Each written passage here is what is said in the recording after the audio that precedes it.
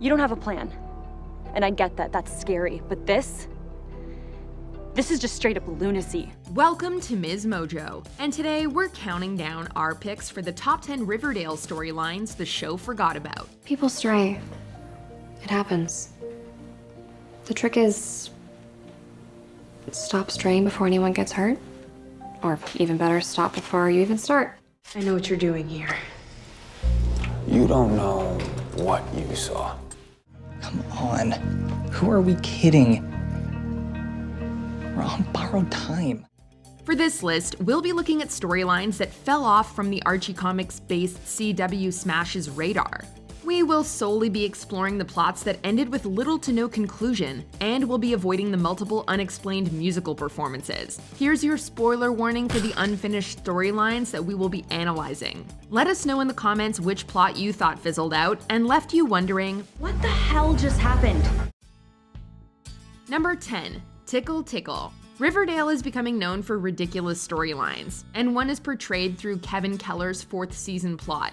What is with the tickling? From exploring his sexuality to his time at the farm, Kevin's high school experience hasn't been easy. You'd think he'd catch a break, right? Wrong.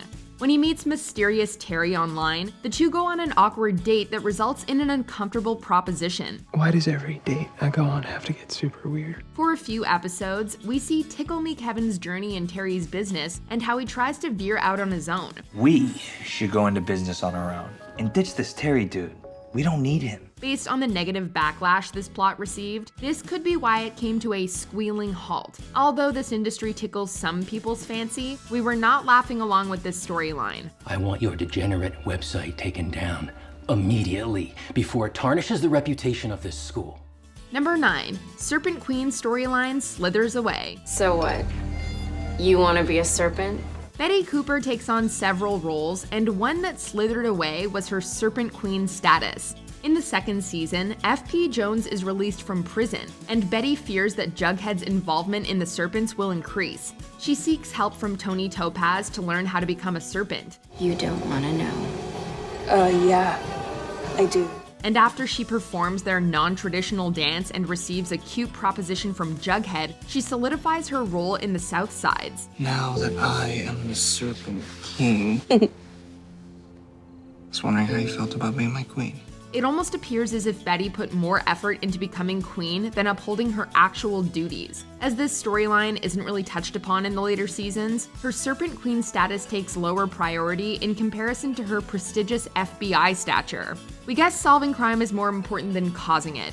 Number 8. Griffins and Gargoyles. In Riverdale, there's been a fair share of murders. These devastating crimes are usually committed at the hands of corrupt individuals, but Season 3's fatalities fall victim to a pair of dice. Griffins and Gargoyles is originally introduced to the series when Dilton Doily knocks on Jughead's door, frantically fearing the board game's Gargoyle King. He's real. Who? Who is? Look, I gotta get to Archie's trial. The Gargoyle King. It soon becomes learned that G&G originated in the Sisters of Quiet Mercy as a therapeutic coping mechanism. We embraced it as a therapeutic tool, and it worked. Because it embeds itself in the minds of the players. It makes them complacent, focuses them. The addictive game even dates to when the main character's parents were in high school forming their midnight club.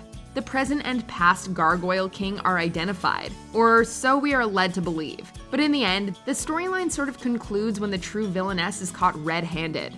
And the true mastermind behind it all, the true king, was you, Penelope.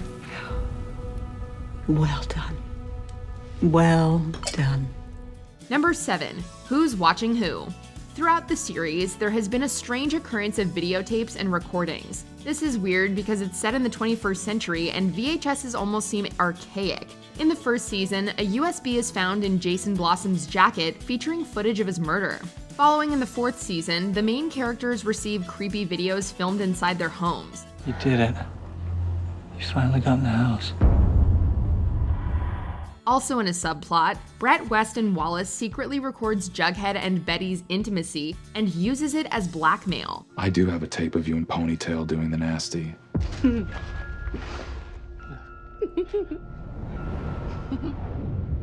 Eventually, Jughead's little sister, Jellybean, was found to be the creator of these films. However, she suffers limited consequences for her unlawful behavior. I don't think she understands the enormity and the darkness of what she did. Recording without consent is a crime, and this should have taken higher priority on the sheriff's laundry list of crimes in Riverdale.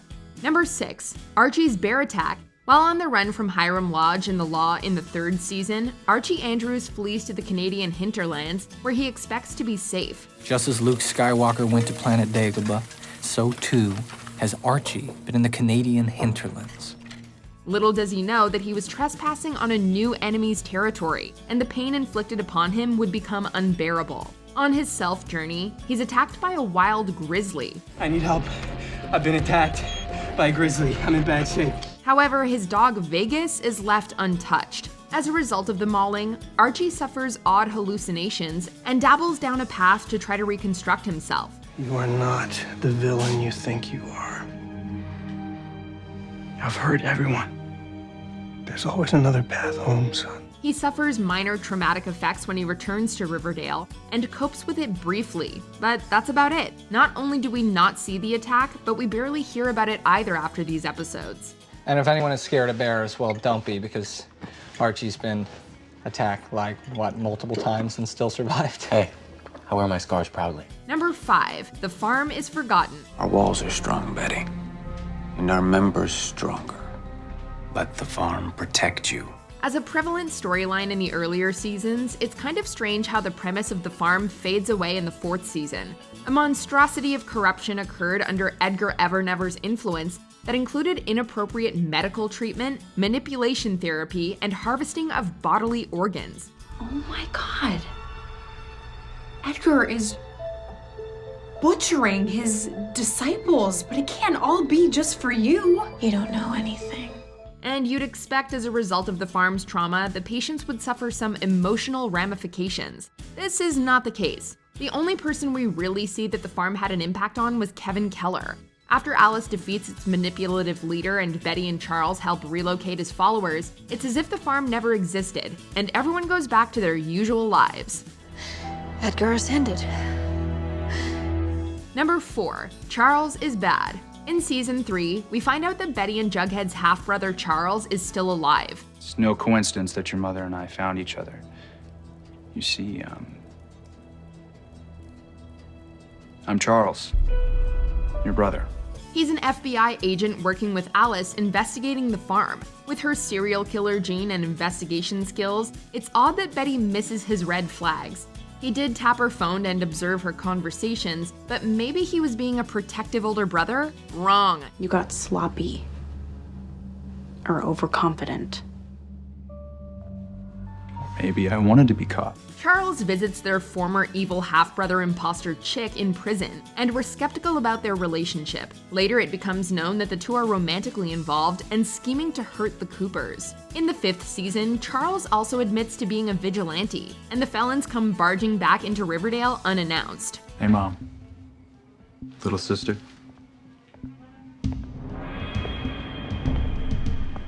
Hi, Betty. Have you missed me? Number 3. Cheryl's chilling corpse kidnapping. Good morning, JJ.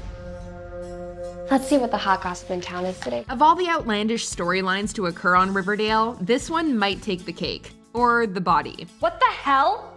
Over my dead body! There are many stages to grief, but Cheryl Blossom's are extreme. Her character is not known to be subtle, and when her brother Jason passes away, she is heartbroken. Edgar Evernever helps her cope with her traumas by digging up Cheryl's past at the farm. You had a void. It is my job to diagnose how to fill it. By grave robbing? We don't know what's worse, keeping her deceased brother in Thistle House or that her girlfriend Tony let this debacle carry on. Madeleine Petch's character eventually comes to her senses and sends her twin off to rest peacefully without any consequences. As I give Jason, at long last, the funeral he deserves. And at this point, Riverdale said goodbye to both Jason and this storyline. Number 2, Dark Betty dissolves. I've always felt like there's another person inside of me. A person capable of doing dark, terrible things. Similar to Serpent Queen Betty, another one of the Ponytail Blonde's alter egos escaped the limelight. Introduced in the first season, donning a brown bob and lingerie, Dark Betty seeks revenge on Chuck Clayton for tarnishing the women at her high school's reputations. Betty couldn't make it, so she sent me instead.